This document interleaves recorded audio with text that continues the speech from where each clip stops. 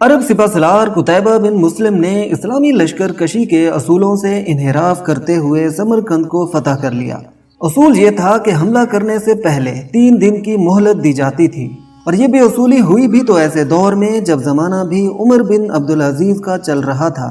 समरकंद के पादरी ने मुसलमानों की इस गासिबाना फतह पर कुतैबा बिन मुस्लिम के खिलाफ शिकायत दमिश्क में बैठे मुसलमानों के हाकिम को एक पैगाम रसां के जरिया खत लिखकर भिजवाई। आगे बढ़ने से पहले आपसे गुजारिश है कि चैनल को सब्सक्राइब कर दें और वीडियो पसंद आए तो लाइक कर दें।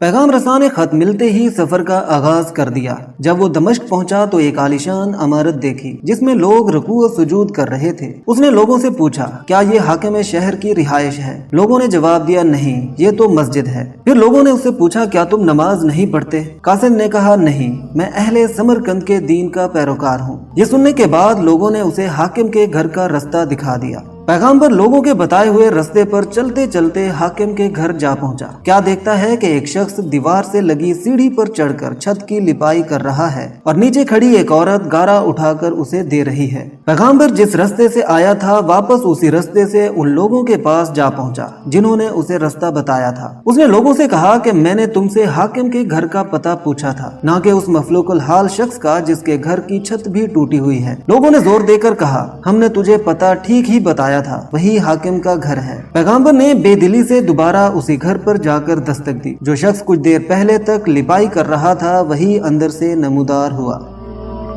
मैं समरकंद के पादरी की तरफ से भेजा गया पैगंबर हूँ, कहकर उसने अपना तारुफ कराया और खत हाकिम को दे दिया। उस शख्स ने खत पढ़कर उस खत की पुष्ट पर ही लिखा, उमर बिन अब्दुल अजीज की तरफ से समरकंद में तैनात अपने आमिल के नाम एक काजी का तकर्रर करो जो पादरी की शिकायत सुने। मोहर लगाकर खत वापस पैगाम रसां को दे दिया।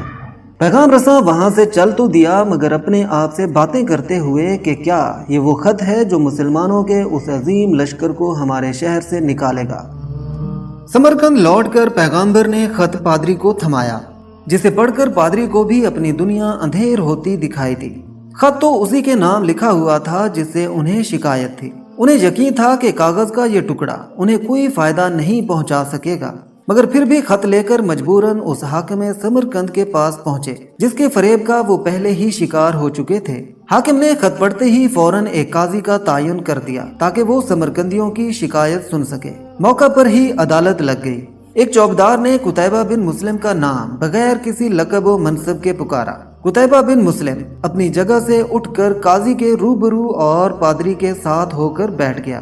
काजी ने समरकंदी से पूछा, तुम्हारा क्या दावा है? पादरी ने कहा, कुतैबा बिन मुस्लिम ने बगैर किसी पेशगी इतला के हम पर हमला किया। ना तो इसने हमें इस्लाम कबूल करने की दावत दी और ना ही हमें किसी सोचो विचार का मौका दिया। काजी ने कुतैबा को देखकर पूछा, तुम इस दावा के जवाब में क्या कहते हो? कुतैबा बिन मुस्लिम ने कहा, काजी साहब, जंग तो होती ही फरेब और धोखा है। समरकंद एक अजीम मुल्क था। इसके करबो जवार के कमतर मुल्कों ने ना तो हमारी किसी दावत को मानकर इस्लाम कबूल किया और ना ही जजिया देने पर तैयार हुए, बल्कि हमारे मुकाबले में जंग को तरजीह दी।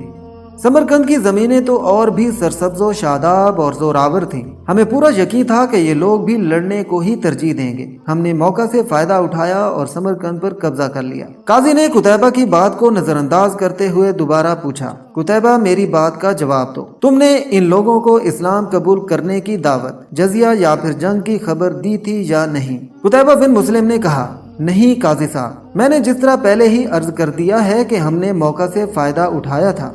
काजी ने कहा, मैं देख रहा हूँ कि तुम अपनी गलती का इकरार कर रहे हो। इसके बाद तो अदालत का कोई और काम रह ही नहीं जाता।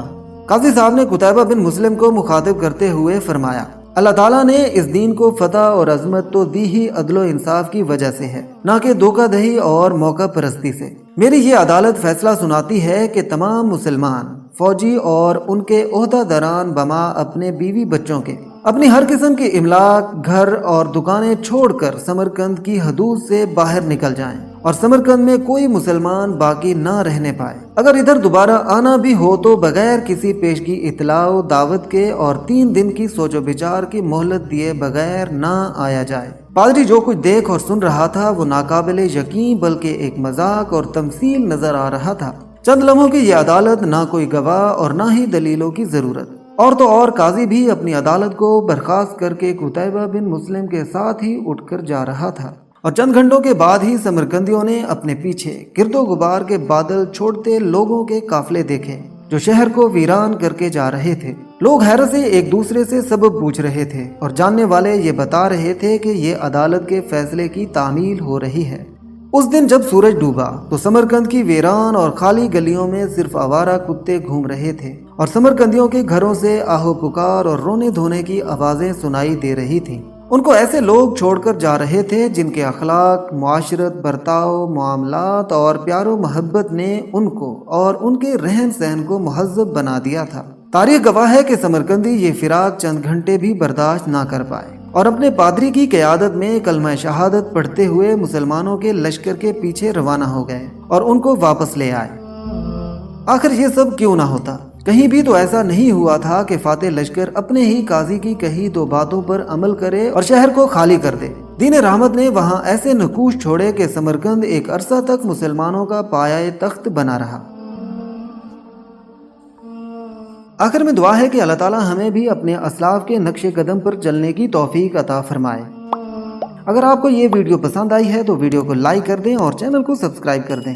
ملتے ہیں ایک نئی ویڈیو کے ساتھ، تب تک کے لیے اللہ حافظ۔